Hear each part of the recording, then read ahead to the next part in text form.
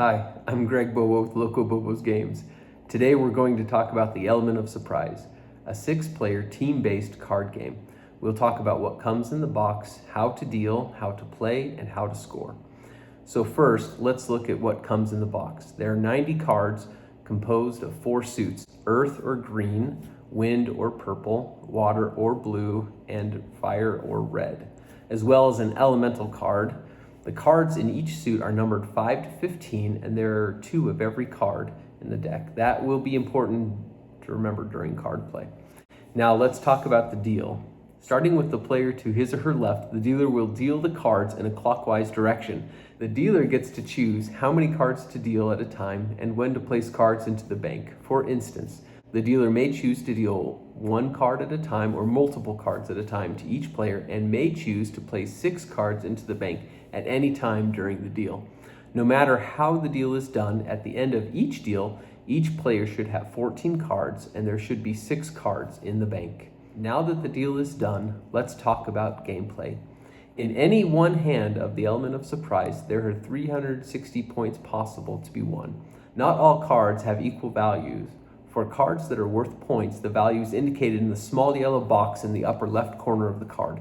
The 15s are worth 15 points, the 14s are worth 10 points, the 10s are worth 10 points, the 5s are worth 5 points, and the elemental cards are worth 20 points.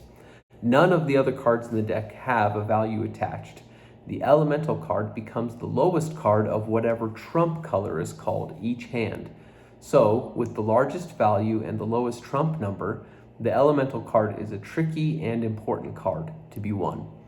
Each hand of the game consists of bidding, banking, calling partners, and 14 rounds of card play. Bidding will begin on the dealer's left. The opening bid is 180, and each player moving in a clockwise direction can raise the bid by a number divisible by 5 or pass. The bid continues in a clockwise direction until all players have passed except one. Let's take a look at how bidding works in the hand that was just dealt. When you first get your cards, you will want to order them by suit, highest to lowest. This will help you visualize what you have that will be worth bidding on. Because player 2 is to the left of the dealer, they begin the bidding. Player 2 would open the bid at 180 because it is the lowest point for starting the bid, and he wouldn't want to start it too high, as he's hoping to win it for as little as possible, even though he has a strong hand. Player 3 could raise the bid to 190 easily.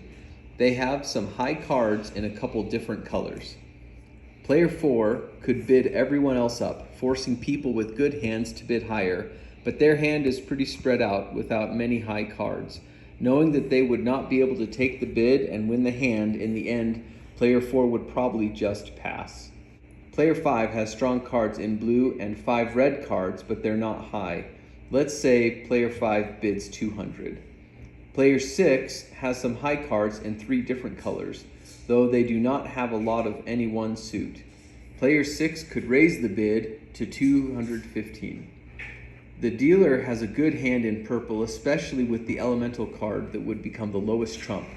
That would make 6 of the purple suit. The dealer would likely bid around 230. Player 2 would still feel strong about his hand, especially with that 15 and 14 of purple and the elemental card. Let's say they raise the bid to 240. Player 3 has some really great cards, but not a lot of any one suit. They know they will likely be called as a partner and don't want to bid up their potential partner, so they pass. Player 4 has already passed, so he cannot bid on his hand. The bid continues to player 5. At this point, player 5 would likely still like his odds and would raise the bid to 245. Player 6 has good cards, but not many of one suit, and is likely to be called as a partner. So, like player 3, player 6 passes. The dealer still feels good about his hand and raises the bid to 255.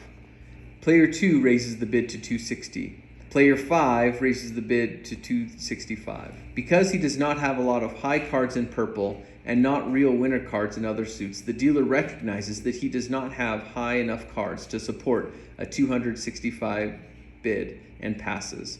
Player 2 raises the bid to 270. Even though he has high blue cards, player 5 doesn't have a lot. He has 5 reds, but no high red cards. Because he doesn't want to take the risk, he passes. This means player 2 wins the bid and takes the bank. The winner of the bid incorporates the 6 cards from the bank into his or her hand and then discards any 6 cards back into the bank, trying to give themselves the strongest possible hand. The player then sets these cards aside as the bank and declares to the other players whether or not there are points in the bank. The winner of the bid then calls the trump suit and declares 2 cards as his or her partner cards. This is how teams are established, each hand. When player 2 picks up the bank, they see there are no purple cards. Sometimes this happens and a player will need to adapt their strategy because they never know what they will pick up in the bank. Once the cards are incorporated into their hand, they quickly see that blue is their weakest suit, so they will likely take all 4 of their blues out of their hand to short suit themselves in blue. Then they drop the 8 of red and 10 of red into the bank. Player 2 will then let the other players know that there are points in the bank, and then he will set the bank aside to be claimed at the end of the hand. Player 2 now has more green than any other color and has 2 15s to lead out with in other suits. Since green will be the trump color, he will call the 2 green 15s as partners and announce green as the trump color. You have to be careful when calling partners to only call 2 possible cards. Remember, there are 2 of every card in the deck. So if you have, for example, one of the 15s of trump in your hand and one of the 13s of trump in your hand, you may call the 13 and the 15 of trump as your partners, or you can call the 2 14s of trump as your partners. If you have the 2 14s but no 15s, then you could call both 15s in the trump color to be your partners. Just be sure that no matter what you call as partner cards, you only have 2 possible partners. The player or players who have these called cards will be on the team with the winner of the bid. The players who do not have either of the cards called will be on the other team. But don't tell anyone whose team you're on. The cards will reveal the teams as they're played. After establishing trump and calling partners, the winner of the bid will begin card play by laying down their card of choice. Play will then move in a clockwise direction until each player has played a card. The winner of each round will take the 6 cards from the middle and put them in their own stack. They will then lead the next round. A player wins the round by having played the highest card in the suit led, unless trump is played. Then the player who plays the highest trump wins the round. When a card is played, each player must follow suit.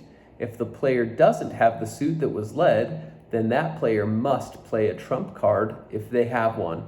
If the player does not have the suit that was led or any trump cards, then they can play any card from their hand. Continue card play for 14 rounds until all cards of the hand have been played. The winner of the last round wins the 6 cards that were left in the bank at the beginning of play and scores any points from the bank with their points won during play. For scoring, each player keeps an individual score, but scores each hand are accumulated as a team. You will count the collective points each team has won and give that score to each member of the team. If the winner of the bid and his or her team made their bid, meaning they reached at least what the bid was, all of the team members score the number of points that they've won collectively. So if the bid was 265, but collectively they won 280 points, they would each individually score 280 points. If the winner of the bid and his or her team did not make their bid, they each go negative the bid amount. So if they bid 265, but they only collectively win 260 points, each individual team member will score a negative 265 points for that round. The other team will pool their points and score the collective amount won between them.